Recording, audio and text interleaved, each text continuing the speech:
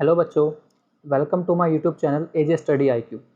आज हम करेंगे एसिड बेस एंड सोल्ट का पार्ट नंबर 3। लास्ट टाइम मैंने केमिकल प्रॉपर्टीज स्टार्ट कराया था। आज हम इस पार्ट में क्या पढ़ेंगे, केमिकल प्रॉपर्टीज़ पढ़ेंगे। ठीक है।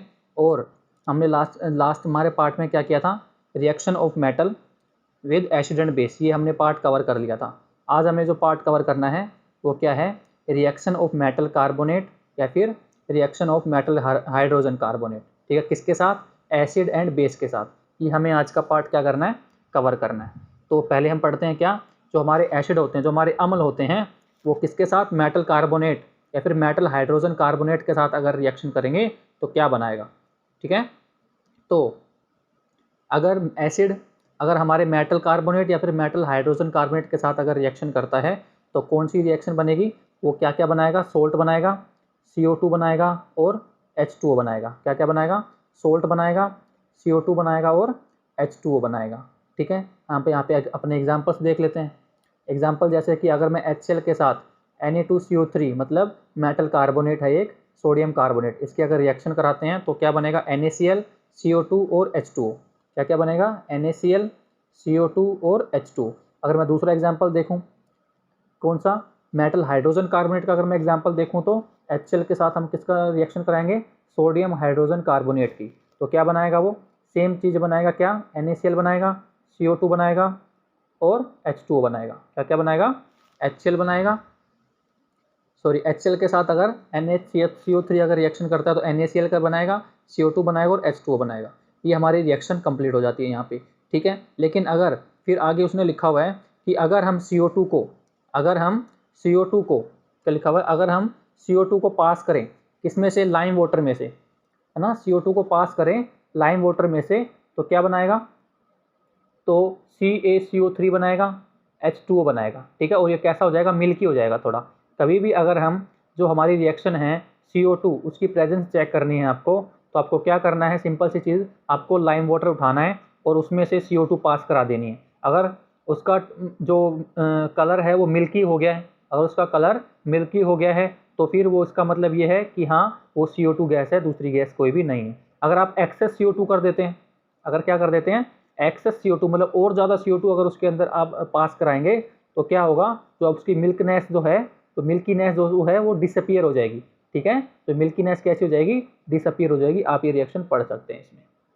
ठीक है, ये किसका था, मेटल कार्बोनेट और मेटल हाइड्रोजन कार्बोनेट की रिएक्शन थी, किसके साथ, एसिड के साथ। अब हम मेटल कार्बोनेट और मेटल हाइड्रोजन कार्बोनेट की रिएक्शन किसके साथ कराते हैं, बेस के साथ, मतलब क्षार के साथ रिएक्शन कराते हैं। तो ये सिंपल सी चीज़ है, आप देख के खुश भी हो जाओगे कि ये बिल्कुल आसान है। क्यों, क्योंकि जब भी बेस किसके साथ, मेटल कार्बोनेट और मेटल हाइड्रोजन कार्बोनेट के साथ अगर रिएक्शन कराएगा तो नो रिएक्शन होगी, कोई भी रिएक्शन नहीं होगी। क्या, कोई भी रिएक्शन नहीं होगी। सबसे इजी था ये ना, सबसे इजी पार्ट था इस वीडियो का। ठीक है,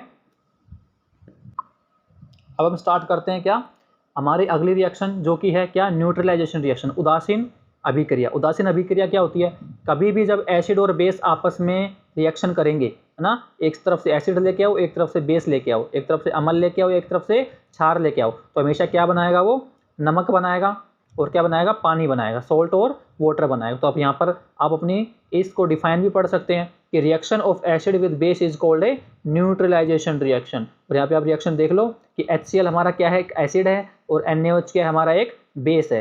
तो HCl और NaOH मिलकर क्या बना रहे हैं, NaCl बना रहे हैं। और NaCl क्या होता है, एक नमक होता है जो हम घर में खाते हैं, कॉमन सॉल्ट जिसको आप बोल सकते हो। और साथ में क्या बन रहा है, पानी बन रहा है। अगर यहाँ पे आपको कुछ एग्जाम्पल्स दे रखे हैं, MCQ तौर पे एग्जाम्पल्स आ सकते हैं, क्योंकि आपका इस बार जो MCQ टाइप ही क्वेश्चन पेपर आने वाला है फर्स्ट टर्म, जो नवंबर और दिसंबर में होगा।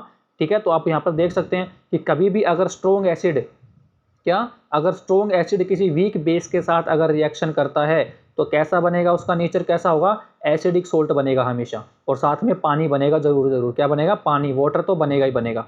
कभी भी अगर स्ट्रॉन्ग एसिड मतलब कि प्रबल अम्ल ना, प्रबल अम्ल अगर दुर्बल क्षार से रिएक्शन करता है तो क्या करेगा, कैसा बनाएगा, वो अम्लीय नमक बनाएगा। कैसा बनाएगा, अम्लीय नमक बनाएगा। दूसरी रिएक्शन देखिए, दूसरी रिएक्शन देखो, दूसरी रिएक्शन क्या है, कभी भी अगर वीक एसिड या फिर स्ट्रॉन्ग बेस, क्या, वीक एसिड या फिर स्ट्रॉन्ग बेस आपस में रिएक्शन कराएंगे तो कैसा सोल्ट बनेगा, हमारा बेसिक सोल्ट बनेगा। कैसा सोल्ट बनेगा, बेसिक सोल्ट बनेगा। और साथ में पानी तो बनेगा ही बनेगा। थर्ड रिएक्शन देखो कि अगर strong acid plus strong base अगर ले लें हम, क्या स्ट्रॉन्ग हमारे एसिड हों और स्ट्रॉन्ग ही हमारे बेस हों, प्रबल हमारे अम्ल हों और प्रबल ही हमारा क्षार हो, तो हमारा उदासीन साल्ट बनेगा। कैसा बनेगा? उदासीन नमक बनेगा, न्यूट्रल सॉल्ट बनेगा, और साथ में पानी बनेगा। अब जो हमारी चौथी रिएक्शन है वो क्या है? चौथी रिएक्शन देखो क्या है, वो है अगर वीक एसिड या फिर वीक बेस अगर हम ले लें, क्या अगर हम वीक एसिड और वीक बेस ले लें तो क्या होगा? बताओ जल्दी से।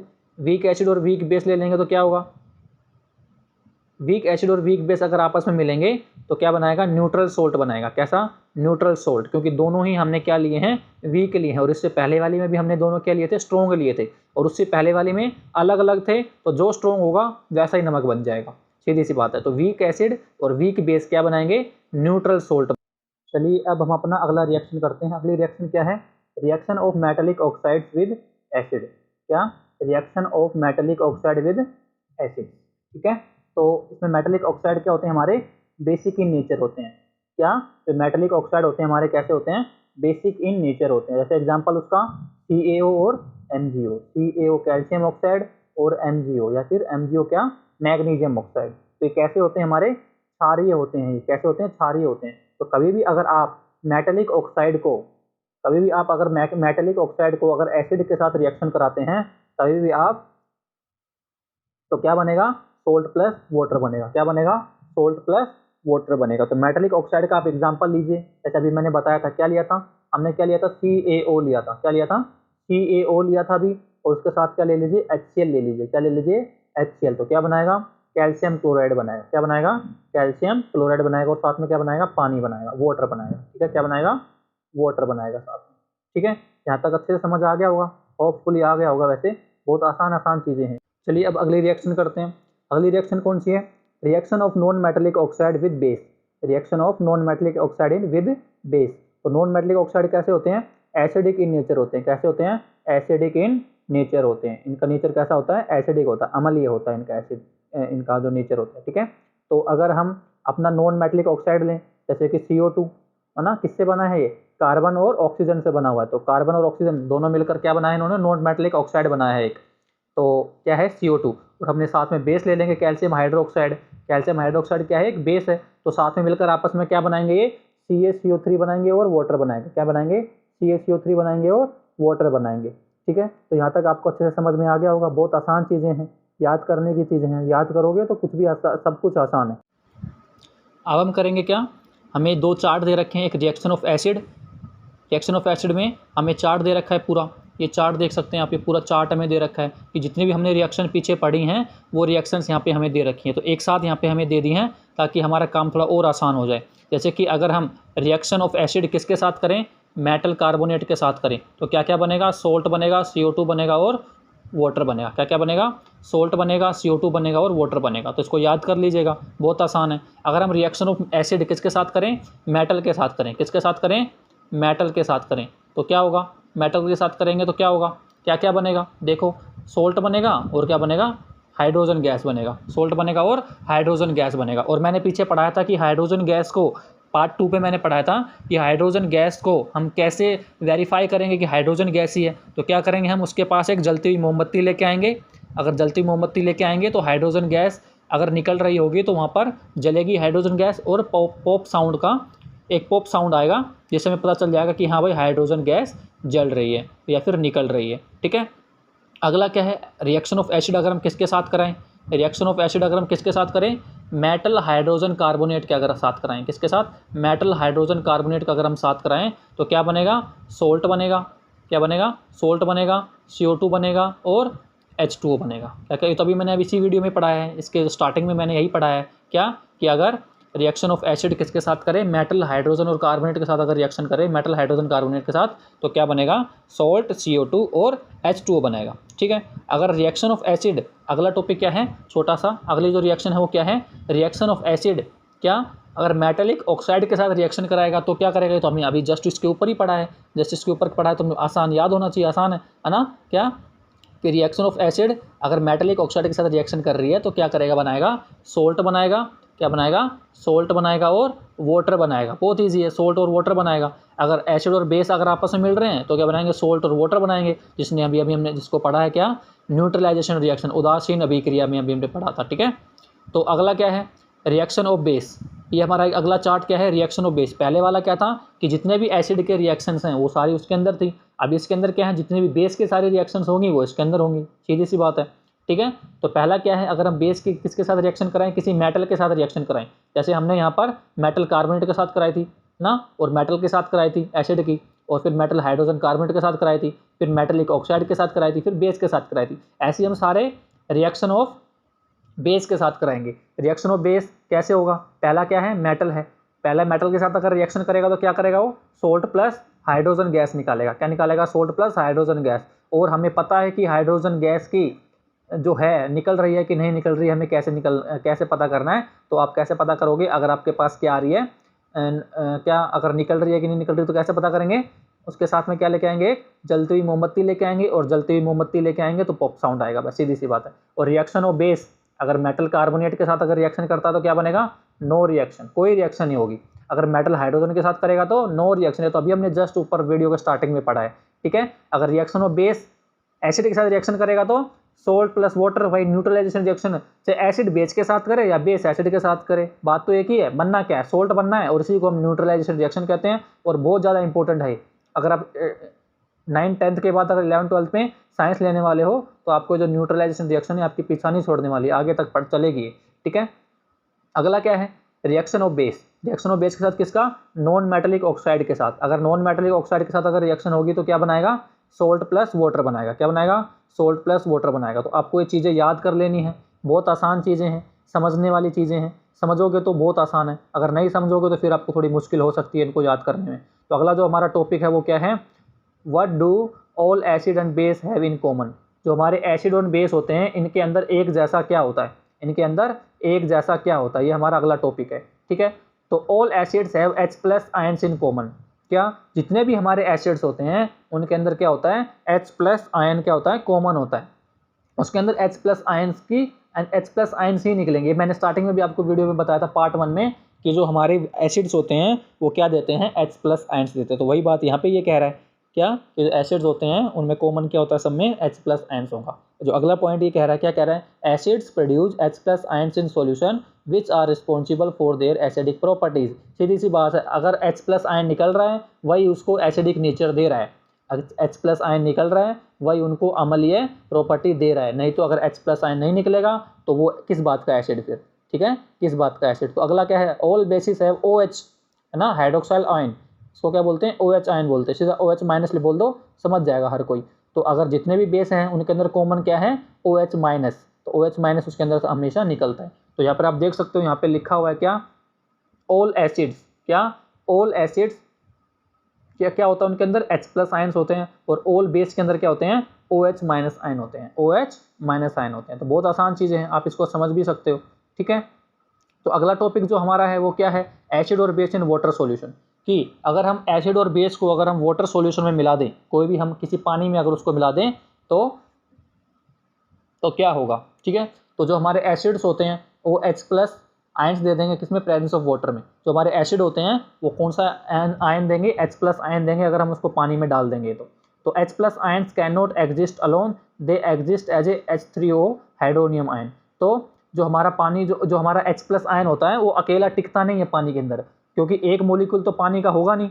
तो जो H+ आयन हमारा एसिड में से निकल रहा है वो एक वाटर मोलिक्यूल जो हमारा H2 होता है उसके साथ एक रिएक्शन करेगा और क्या बना लेगा, क्या बनाएगा यहाँ पर, H3O+ बनाएगा। क्या बनाएगा, H3+O बनाएगा। जैसे कि अगर HCl का है, अगर HCl हमने जैसे कि पानी के अंदर डाला तो क्या होगा, पहले H+ इसके अंदर से HCl जो होता है ये माइनस और प्लस में टूटेगा, माइनस और प्लस में टूटते के साथ तो ये वाला H बोलेगा, क्या बोलेगा, भाई वाटर एक मोलिक्यूल मेरे को दे दो। तो H+ क्या हो जाएगा, उसके पास आ जाएगा। ठीक है, क्या होगा, यहाँ पर H2O आ जाएगा, प्लस में H+ माइनस, और क्या बना लेंगे, H3O, सॉरी H+O होगा यहाँ पे, और यहाँ पे O, ये हमारा क्या हो जाएगी, इसकी रिएक्शन हो जाएगी। और जो Cl है ये वाली, ये क्या करेगी, यहाँ से अलग हो जाएगा। तो Cl नेगेटिव यहाँ से क्या हो जाएगा, अलग हो जाएगा। ठीक है, तो अब क्या अगला टॉपिक क्या है, कि अगर हम बेस को पानी के अंदर डिजोल्व करें तो क्या होगा, क्या अगर हम बेस को पानी के अंदर डिजोल्व करें तो क्या होगा, तो NaOH के अंदर अगर हम पानी मिलाएं या फिर पानी में NaOH मिलाएं तो क्या होगा, Na प्लस टूटेगा और OH माइनस में टूटेगा, किसमें, Na प्लस में टूटेगा और OH माइनस में टूटेगा, ठीक है। और एक और एग्जांपल लेते हैं, मैग्नीशियम हाइड्रोक्साइड, क्या मैग्नीशियम हाइड्रोक्साइड को अगर हम पानी में डालें तो Mg2 प्लस और 2OH, ये 2 क्यों लगा हुआ है, इसको बैलेंस करने के लिए, ठीक है, कितने मोल इसमें से निकलेंगे। तो आसान चीज़ें हैं, बहुत आसान चीज़ें हैं। तो एक और चीज़ आगे लिखी हुई है, बहुत इंपॉर्टेंट चीज़ लिखी हुई है, क्या लिखी हुई है, base soluble in water are called alkali. जितने भी हमारे बेस होते हैं, क्या जितने भी हमारे बेस होते हैं अगर वो पानी के अंदर घुल रहे हैं तो उनको क्या बोलेंगे, हम अल्कलाई बोलेंगे, क्या बोलेंगे, उनको अल्कलाई बोलेंगे, ठीक है। तो अगली चीज़ देखो, अगला क्या है, while diluting acid it is recommended that acid should be added to water and not water to acid because the process of dissolving an acid और base in water is highly exothermic. बहुत अच्छी चीज़ कह रहा है ये, क्या कह रहा है कि हमें हमेशा एसिड के अंदर पानी नहीं मिलाना चाहिए, क्या हमें हमेशा एसिड जो हमारा, देखो यहाँ पर एसिड भरा हुआ है और ऊपर से हम पानी डाल रहे हैं, तो ये गलत है, बहुत गलत है। क्यों, क्योंकि कभी भी आप एसिड के अंदर अगर पानी डालोगे तो बहुत ज़्यादा उसमें से क्या निकलेगी, हीट निकलेगी। अगर बहुत ज़्यादा हीट निकलेगी तो क्या होगा, वो एक्सोथर्मिक रिएक्शन है, हीट निकलेगी तो आपको थोड़ी सी हानि पहुंच सकती है, आपको नुकसान हो सकता है चेहरे पर या फिर कुछ भी दिक्कत हो सकती है, ठीक है। तो हमेशा ऐसा ना करें, अगर ऐसा करना है ऐसा करो ही मत, करना ही क्यों है ऐसा, हमेशा टीचर्स की सुनो, लेबोरेटरी असिस्टेंट होता है उसकी सुनो, वो क्या कहेगा आपको, हमेशा ये कहेगा क्या कि पानी ले लो और पानी के अंदर एक बूंद बूंद कर एसिड डालो। अगर आपको पानी के अंदर अगर एसिड मिलाना है तो क्या करना है, एक बूंद बूंद डालकर आप एसिड उसके अंदर मिला सकते हो। तो ये इसकी ठीक इसकी प्रक्रिया है, इसको आप ऐसा कर सकते हो, ऐसा आप नहीं कर सकते, ऐसा करोगे तो आपको दिक्कत हो सकती है बाद में, ठीक है। If water is added to acid, अगर आप वाटर एसिड के अंदर मिलाते हैं, the heat generate may cause the mixture to the space out and the cause burns and the glass container may also break due to the explosive local heating. देखो कितनी बड़ी बात कह रहा है, क्या कह रहा है ये, सीधी सी बात है, अगर आप पानी मिलाते हैं एसिड के अंदर तो उसमें से बहुत ज़्यादा हीट निकलेगी और आपको उसमें से बहुत ज़्यादा चिंगारी भी निकल सकती है, जिससे कि आप जल सकते हो या फिर आपका जो ग्लास कंटेनर है वो फट सकता है, टूट सकता है ना, और आपके ऊपर उछट के गिर भी सकता है, ठीक है। अगर उछट के गिर जाएगा तो फिर आप जल भी सकते हो, ठीक है। तो यहाँ पर आप देखो अगला जो हेडिंग उसने दे रखा है, क्या, एडिंग वाटर टू एसिड में कैसे निकाल सकते हो, cause place to out break out the content. मतलब दो चीज़ें ये हो सकती हैं, क्या हो, तो वो टूट जाए या उसके अंदर से वो स्प्लैश आउट, मतलब उछल के आपके मुंह पे आके गिर जाए, या फिर मुंह पे नहीं गिरे तो कहीं ना कहीं तो आपके शरीर पे गिरेगा, और कहीं भी अगर गिरेगा तो फिर जल जाएगा वहाँ से, सीधी सी बात है, ठीक है। तो मिक्सचर, अगला क्या है, मिक्सचर एंड एसिड और base with H2O results in decrease of concentration of H3O plus ion per unit volume, such a process is called dilution. कभी भी आप अगर एसिड और बेस पानी के अंदर मिलाते हैं तो उनके जो H3O प्लस अभी जो हमने आयन्स बनाए थे वो आयन्स जो निकलते हैं वो, या फिर OH माइनस जो बेस के साथ निकलते हैं वो पर यूनिट वॉल्यूम, हर वॉल्यूम में क्या हो जाते हैं, क्या हो जाते हैं, हर पर यूनिट वॉल्यूम वो कम होते जाते हैं। जैसे जैसे वो कम होंगे क्या होगा, हमारा एसिड या फिर बेस की जो डाइल्यूशन है, जो कंसंट्रेशन है वो कम होती जाएगी। अगर वो कम होगी तो उसको हम क्या बोलते हैं, डाइल्यूशन बोलते हैं, क्या बोलते हैं, डाइल्यूशन बोलते हैं। और डाइल्यूशन मैंने आपको पार्ट 1 में स्टार्टिंग में ही बताया था कि डाइल्यूशन क्या होता है, एक डाइल्यूशन बताया था और एक क्या बताया था, कंसंट्रेशन बताया था, क्या बताया था, कंसंट्रेशन बताया था।